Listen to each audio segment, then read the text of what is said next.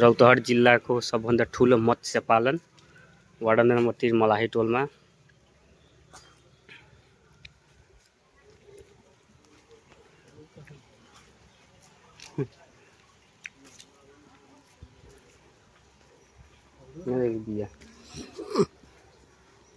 यही सानो सानो माछाको बच्चाहरू रहेको छ।